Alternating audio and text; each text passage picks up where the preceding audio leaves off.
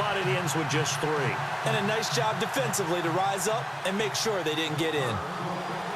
The kickoff team on the field now as they will send this one away.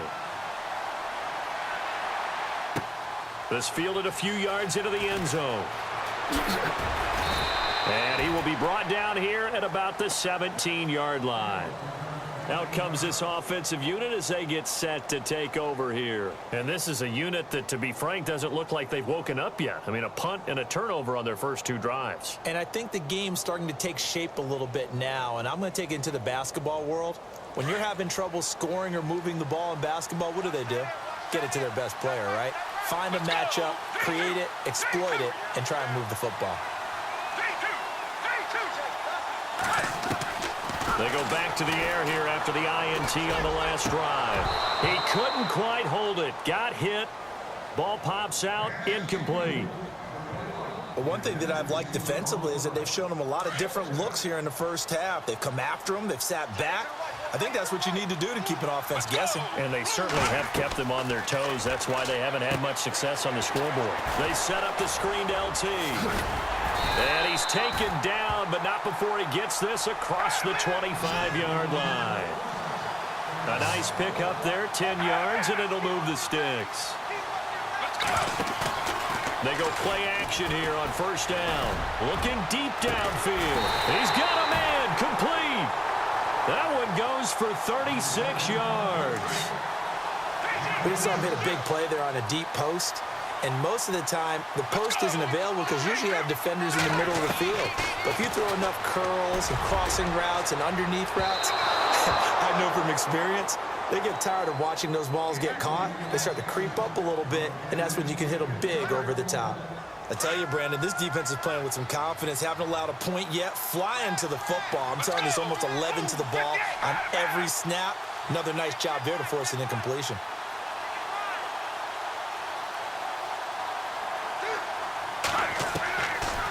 Now he'll look to throw here on 2nd and 10. And he can't find anywhere to go with it, and he goes down. And now maybe they want some extra time to talk about this 3rd and long play as we'll get a timeout. As it comes with 22 seconds to go here at half number 1.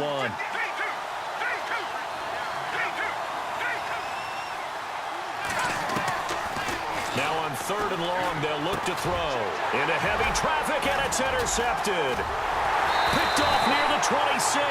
And his guys have got it back at the closing stages of the first half. So that's back-to-back drives where they've thrown an interception. Ordinarily, we look at the offense and say, what's going on with your scheme? Maybe we should look at the defense and just give them a whole lot of credit. They've got them frustrated right now. Flush to his right. Oh, this is taken in. It's complete. A really good pickup of 28 yards. And Derek Carr just keeps improving. He can be dangerous not just inside the pocket, but as we see here, outside of it as well. Kid born in California, played his high school ball in Texas, had quarterback written all over it. Carr now on first down. Finding a safety valve here. That's complete. It'll be a gain of 6, and it'll make it 2nd down.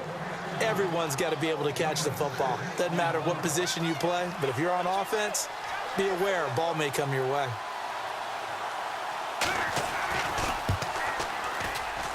And this is right down the middle as he puts it through.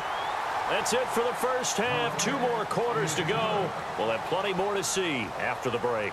Welcome back. Halftime over. We are ready for quarter number 3. Alongside Charles Davis, I'm Brandon Gordon. Both teams appear ready for the fight ahead, and we resume action here in quarter number 3.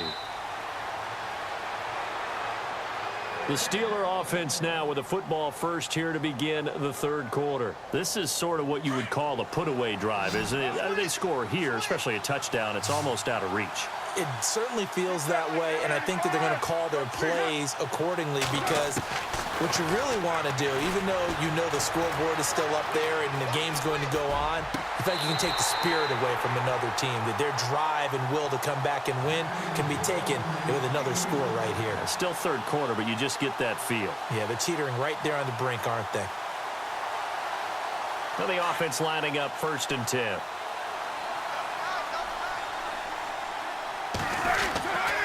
Handoff left. Tomlinson. And they go backwards here, losing yardage back at the 48-yard line. It's a loss of a yard there, and now second down. Came out in a power set, but that only served to put more men in the box. And guess what? If you're going to do that, you've got to win up front, right? Your offensive guys have got to beat the defenders. They lost all leverage on that play. Now a handoff here to his running back. And he's going to be stopped up at about the 47-yard line. Only a yard in the pickup there, and it'll bring up a third down. This is what happens sometimes when you abandon the running game. It's hard to get back to it because once guys get out of that mentality of firing out and hitting people, hard to get them started again occasionally.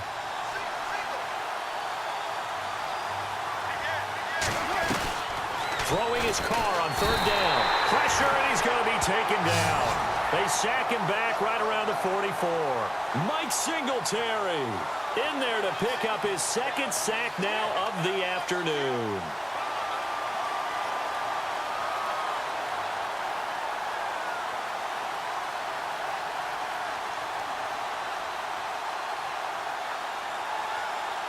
Here's Johnny Hacker now.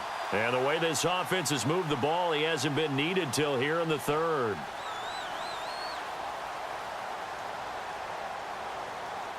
They'll need to get the play off quickly.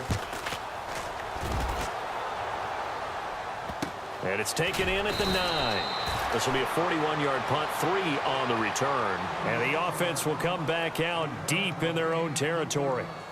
Now we take a glance at the offense as they work their way back out for their first possession of the second half. They were able to get the stop defensively. Now a chance to turn that into points on the offensive end. Can you imagine what the grease board looks like at the half? Because tell me. That's exactly what they printed up. Stop them on defense, get the ball back for our offense, and go downfield and score some points. Now, the last part remains to be seen, but they got the first part done very well. Do people use grease boards, or you mean the magic marker board? Yeah, those two. Steps away to his left. And he'll slide down to avoid the contact. A nice job there on the escape and scramble. A first down, a 16-yard gain. Partner, he was going through his progressions. Not there, not there. After about the third one, he decided he better pull it down and run for it. And he slides down and avoids the hit for good measure. They'll bring a receiver in motion right. On the run, this is Jackson. And he works his way forward for a couple up past the 30. I once had a defensive player in the NFL tell me, if I beat and dominate the guy across from me, I'm helping my team. Well, winning one-on-one battles is always a part of the game, but when you have good team defense, as we just saw there, one broken tackle, but he didn't get it. And the Steeler pressure too much here. He's going to go down. Brandon, I think you understand the type of afternoon this offensive line is having. It is a long one for them. Long for you to spend it with me. Long for them trying to block those guys. They've given up a whole lot of sacks, and the speed and quickness of that defensive line is eating them alive. They'll look to throw here. And he's going to be intercepted a third time. Picked off by Night Train Lane.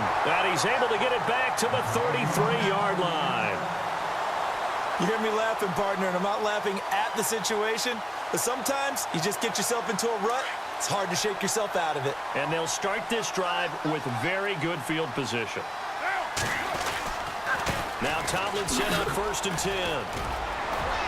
Finding room to the 20. And he's going to take it in for a Steeler touchdown. LaDainian Tomlinson, 33 yards. And the interception by the Steeler D leads to a touchdown.